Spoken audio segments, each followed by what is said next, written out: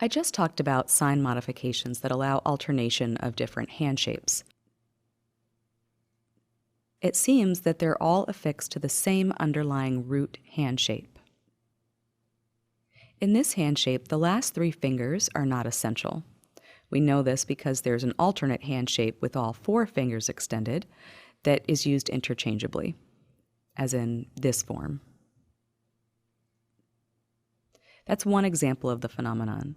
Scholars wondered if this was unique to a certain group of words,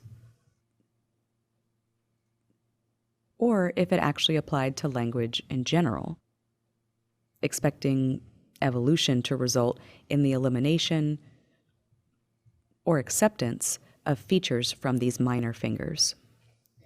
Now, the best way to explain this is with an example from a 1979 study by Klima and Belugi, which I'll elaborate on next. They studied how our mental processes allow us to choose which parts of a hand shape to attend to. For example, in these hand shapes, do we pay attention to the closure at the thumb and index finger while the other three fingers are just open? This may be how we stopped using this older hand shape in language. Now, let's go back to this hand shape and the extended fingers.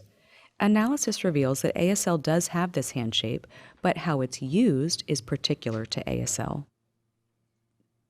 Other signed languages have the same form, but how it's used does not have to be the same as its use in ASL. I'll give you an example. I'll demonstrate each of these signs from ASL and Chinese Sign Language, all of which use this F hand shape. Pay attention to how we make movements, including how the non-dominant hand is used and what these three fingers do. This will illustrate that the closure at the thumb and index finger are primary in ASL, as that is the contact region of the F hand shape. Watch.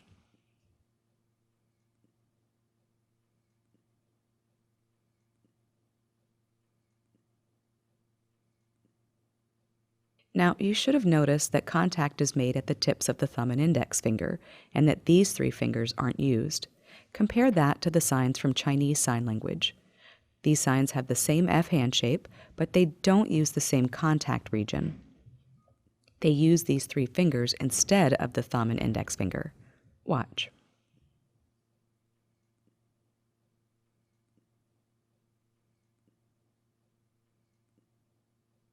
This should help you see a difference. Remember the template with tab, des, and a third slot for movement? The same three parameters can be used to describe differences between languages, which is why it's a good tool to understanding the equivalent of phonology for spoken languages. Each spoken language has its own phonology, and now we see that sign languages each have their own chirology.